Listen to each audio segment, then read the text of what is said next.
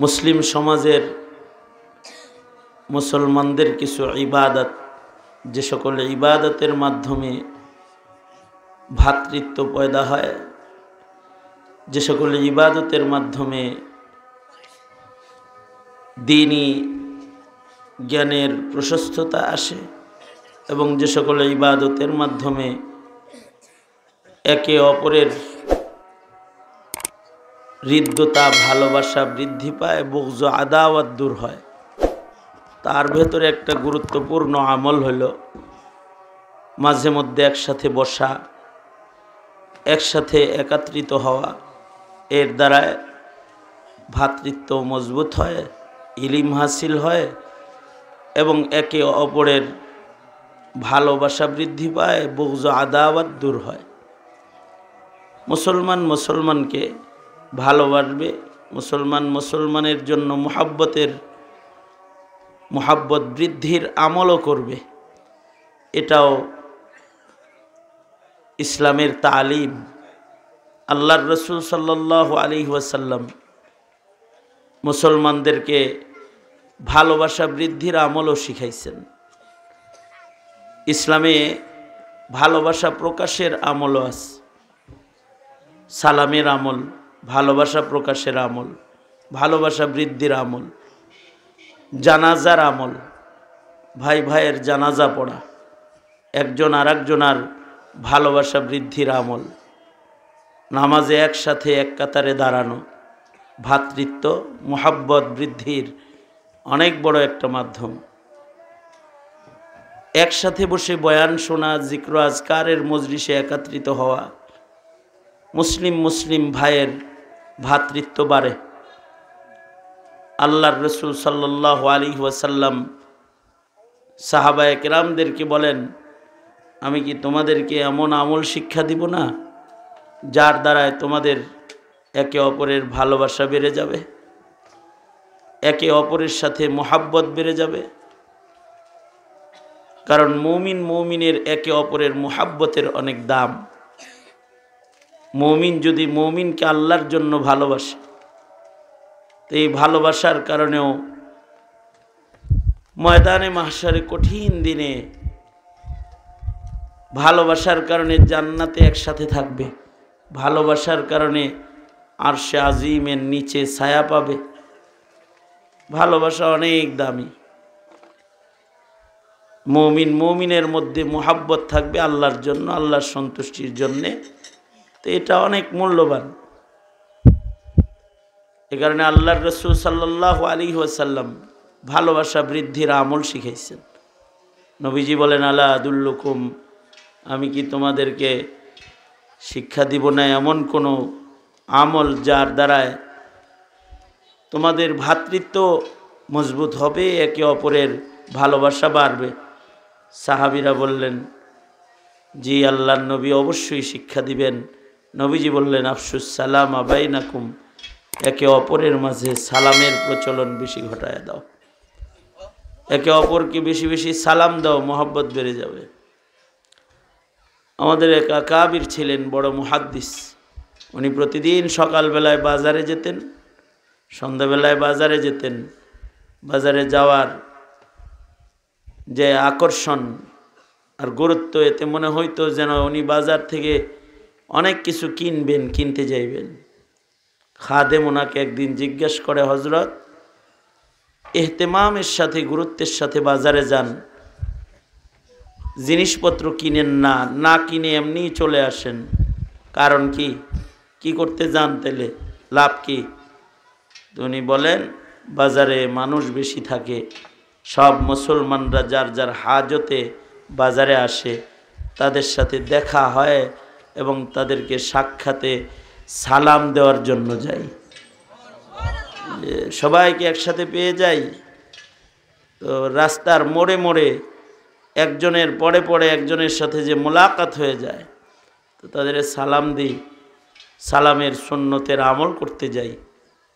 এই সুন্নতের আমল যিনি করবে, তাকে সালাম দরজা দিয়ে জান্নাতে দেওয়ার ওয়াদাও আছে। মুমিনের ভালোবাসা বেড়ে যাক, এটা আল্লাহর রসুল চাইতেন, আমল শিখাইছেন। ওয়াতাইমুত আম, মাঝে মধ্যে মুমিনকে খাবার খাওয়াবে। এর দ্বারা কি হবে? দুশ্মন দোস্ত হয়ে যাবে। যে দূরত্ব আছে এটা কমে যাবে, একজন আর একজনকে খানা খাওয়াবে, মেহমান নওয়াজি করবে। আল্লাহর রাসূল সাল্লাল্লাহু আলাইহি ওয়াসাল্লাম এই মোহাব্বত, একে অপরের পারস্পরিক, এটার গুরুত্ব খুব বলেছেন যে বিচারের দিনেও এটা কাজে আসবে। মানুষের জীবনের কঠিন দিন তিনটা দিবস মানুষের জীবনের খুব কঠিন দিবস। এটা হলো জন্মের দিন, যেদিন মানুষের পৃথিবীতে আগমন হয়, দিবসটা কঠিন, অনেক কঠিন। যিনি আগমন করে তার জন্যও কঠিন, আর যার পেট থেকে নতুন মানুষটার জন্ম হয় তার জন্যও কঠিন। এ কারণে প্রসব বেদনা শুরু হলে মায়েরা সকলের কাছ থেকে বিদায় নেয়। হতে পারে একজন মানুষ আসবে আর একজন মানুষ চলে যাবে, অথবা হতে পারে যার অপেক্ষায় প্রহর গোনা হচ্ছে 1 বছর, সেই দুনিয়ায় আগমন করার আগেই মরে যাবে। কঠিন দিন। আরো কঠিন হলো জন্মটা যদি ভালো জায়গায় হয়, তাহলে ভালো পরিবেশে জন্ম হইলে জন্মের সাথে সাথে ঈমান পেয়ে যাবে, কানে আজান পেয়ে যাবে, ইকামত পেয়ে যাবে। আর যদি জন্মটা হয় কাফিরের ঘরে, তাহলে জন্মসূত্রে কুফুরের বেড়াজালে আটকায়া যাবে, কঠিন। জন্ম যদি কাফিরের ঘরে হয়, বুঝার পরেও অনেক সময় ঈমান নসিব হয় না। হুজুরের চাচা আবু তালিব সব বুঝছে, কিন্তু জন্মই তো কাফিরের ঘরে, কুফরের পরিবেশে, বাপ দাদার এই কুফরের হালাতকে ছাড়তে পারে নাই। বোঝার পরেও বলছে সব বুঝি, কিন্তু পারলাম না, মানলাম না। জন্ম যদি কারোর খারাপ ঘরে হয়ে যায়, এটাও কঠিন। আর জন্ম যদি কারোর ভালো ঘরে হয়ে যায়, তো জন্মসূত্রে হিদায়াতের নূর পেয়ে যায়, জন্মসূত্রে ইসলামের সুশীতল ছায়া পেয়ে যায়, জন্মসূত্রে মুসলিম কবরস্থানের মাইয়িত হয়ে যায়, জন্মের সাথে সাথে মুসলিমদের বাজারের সদস্য হয়ে যায়। জন্মের দিনটা কঠিন দিন। আর একটা কঠিন দিন হলো মৃত্যুর দিন। মানুষের জীবনের মৃত্যুর দিনটা অনেক কঠিন দিন। মৃত্যুর দিন বড় কঠিন। মৃত্যুর মাধ্যমে হয়তো একটা লোক বাগানে যাবে অথবা আগুনে যাবে, হয়তো জান্নাতে যাবে মৃত্যুর মাধ্যমে, অথবা দোজখে চলে যাবে। এই দিনটাও অনেক কঠিন দিন মানুষের জীবনের জন্যে। তার সকল ভালোবাসার বন্ধন ছিন্ন বিচ্ছিন্ন হয়ে যাবে মৃত্যুর মাধ্যমে। যত মায়ার বন্ধন আছে দুনিয়াতে সব কেটে যাবে মৃত্যুর মাধ্যমে। মরণ দিন কঠিন দিন। মরণ কল্পনাও যদি করে, এটা এক কঠিন দিন। তো এ দিবসের কল্পনা করলে এ দিবসটার স্মরণটাই একটা মানুষের জন্য সবচেয়ে বড় নসিহত। তার ওয়াজও শুনতে হইব না, তাফসীরও শুনতে হইব না, বয়ে বয়ে মৃত্যুর স্মরণ করলে সে ভালো হয়ে যাইব, গুনাহ করতে পারবো না সে। মরণের সময় যন্ত্রণাও কঠিন, মরণের চিত্র বড় কঠিন। মরণের কঠিনতা চিন্তা করলে একটা মানুষের হিদায়াতের পথে চলা সহজ হয়ে যায়, সে ভালো হওয়ার জন্য তৈয়ার হয়ে যায়। কারণ যেমন মরণ হবে, কামা তামুতুনা তুহশারুন তুবাসুন, যেমন মরণ হবে ওইরকম তার পুনরুত্থান হবে। মরণের সময় কোনো রকম যদি কালেমা কারোর উচ্চারিত হয়, তাহলে মৃত্যুর সময়ে তার কালিমাটাকে মিজানের পালায়, ডান পালায় উঠায় দেওয়া হবে। মৃত্যুর সময় মুখে আসছে লা ইলাহা ইল্লাল্লাহ, ব্যাস এতটুকুন যদি কারোর মরণের সময় মুখে আসে, বিচার যখন হবে, আদালত যখন কায়েম করবে, নেকের পালার ভেতরে তারে কালিমা তুলে দেওয়া হবে।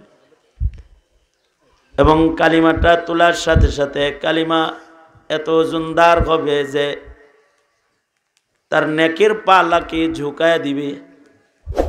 মরণের সময় কালিমা বাইর হয়েছে তো জান্নাত কনফার্ম হয়ে গেছে, নেকের পালা ভারী হয়ে গেছে। মরণ যদি কঠিন হয় তাহলে বড়ই কঠিন। ঈসা আলাইহিস সালাতু ওয়াস সালাম এক এলাকা দিয়ে যাইতেছেন, তো এলাকার লোকেরা বলে আপনার তো মুজিজা হলো মৃত মানুষকেও আপনি জীবিত করতে পারেন। এই কবরে যিনি ঘুমিয়ে আছে তাকে ডাক দেন, জীবিত করেন আল্লাহর নবী, আমরা আপনার মুজিজা দেখি, ঈমান আনা সহজ হবে এলাকার মানুষের। ঈসা আলাইহিস সালাতু ওয়াস সালাম মাইয়িতের কবরের পারে দাঁড়ায় ডাক দিলেন, কুম বিইজনিল্লাহ ইয়া ফুলান, কে আসো কবরে দাঁড়াও আল্লাহর হুকুমে। কবর থেকে মাইয়িত বিশাল দেহের একটা দাঁড়ায় গেছে। পয়গম্বর জিজ্ঞেস করলেন, কে তুমি? আমি নূহ আলাইহিস সালামের সন্তান। পুরানা এক কবর থেকে নূহ আলাইহিস সালামের সন্তান দাঁড়ায় গেছে। পয়গম্বর বললেন, নূহ আলাইহিস সালাতু ওয়াস সালামের আমলে তো মানুষের চুল দাড়ি সাদা হইতো না, কালো থাকতো, তোমারটা সাদা হয়েছে কেন? আগের যুগের বার্ধক্য অনেক দূরের ছিল। আগের যুগে মানুষের হায়াত বড় ছিল, 1000 বছরের হায়াত ছিল। বুড়া হইতে হইতে তো 700 বছর চলে যেত, 800 বছর চলে যেত। চুলদারি পাকা ইব্রাহিম আলাইহিস সালামের আমল থেকে মানুষের চুলদারি পাকার রেওয়াজ শুরু হয়েছে। মানুষের হায়াত এখন আর 1000 বছর না, এখন হায়াত ছোট। হযরত আজরাইলকে একজন জিজ্ঞেস করছে, হায়াতই ছোট, ফট করে নিতে আয়েন, এটা আগের থেকে একটু সিগন্যাল দিয়ে আইতে পারেন না? আজরাইল বলে, কত সিগন্যাল দেই, না বুঝলে কি এরম, কই সিগন্যাল দেন? এই চুলদারি একটা একটা করে যে পাকে, এগুলো সব সিগন্যাল যে আমি আইতাছি নিতে। কিন্তু একটা সময় ছিল তখন হায়াত অনেক লম্বা ছিল। চুলদারি পাকা ইব্রাহিম আলাইহিস সালামের আমল থেকে শুরু হয়েছে। হযরত ঈসা আলাইহিস সালাম জিজ্ঞাসা করলেন, চুলদারি সাদা হয়েছে কেমনে? এটা তো তোমার পাকার কথা না ভাই। উনি বলে, আপনি যে আমারে ডাকছেন, তখন আমি দাঁড়াইছি, তো আমার চিন্তায় পড়ছি যে আবার তো মরণ লাগবো। প্রথমবারের মরণে যে কষ্টটা হয়েছে ওইটা টেনশনে, কবরে থাকা অবস্থায়ও চুলদারি সাদা হয় নাই, উঠতে উঠতে টেনশন পেরেশানিতে সাদা হয়েছে। পেরেশানি মানুষকে চুলদারি পাকায়, কবরের পেরেশানি করলেও চুলদারি পাকায়, আখিরাতের পেরেশানি করলেও চুলদারি পাকায়। আল্লাহর রাসূল বলেন, শাইয়াবাত নিয়াল হুদ, সূরা হুদ নাজিল হয়েছে, আর আখিরাতের চিন্তায় আমি বুড়া হয়ে গেছি, নবীজির চুল দাড়ি পাইকে গেছে। দুনিয়ার টেনশনও মানুষের চুল দাড়ি পাকায়। কারোর বিবির টেনশন, মহিলা যদি ঘরের ভিতরে একটা থাকে বেঢঙ্গা, সে চুল দাড়ি পাকায় ফেলে, জোয়ান স্বামীকে বুড়া বানায় ফেলবে। এ কারণে আল্লাহর রাসূল দোয়া শিখাইছেন, আল্লাহুম্মা ইন্নী আউযু বিকা মিন ইমরাআতিন তুশাইবুনি ক্বাবলাল মাশিব। ও আল্লাহ, যে মহিলা আমাকে বুড়া হওয়ার আগে বুড়া বানাইবো তার থেকে আমাকে পানাহ দেন। সন্তানদের টেনশন মানুষকে বৃদ্ধ বানায় ফেলে, দুর্বল বানায়। সন্তানদের পেরেশানি মানুষকে অঙ্গ প্রত্যঙ্গ দুর্বল বানায়, চুলদারি পাকায়, এমনকি আন্ধা বানায় ফেলায়। কানতে কানতে হযরত ইয়াকুবের চোখ অন্ধ হয়ে গেছে সন্তানের জন্য।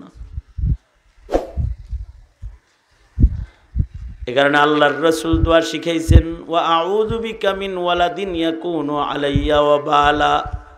ও আল্লাহ, ওই সন্তান থেকে পানাহ চাই যেটা আমার বোঝা হইব, আর ওই বিবি ওই সন্তান চাই যেটা আমার জন্য শান্তি হইব, যে সন্তান আমার চোখ শীতল করবে এমন একটা সন্তান আমারে দেন। রব্বানা হাবলানা মিন আজওয়াজিনা ওয়া যুররিয়াতিনা কুররাতা আ'য়ুন ওয়াজআলনা লিল মুত্তাকিনা ইমামা।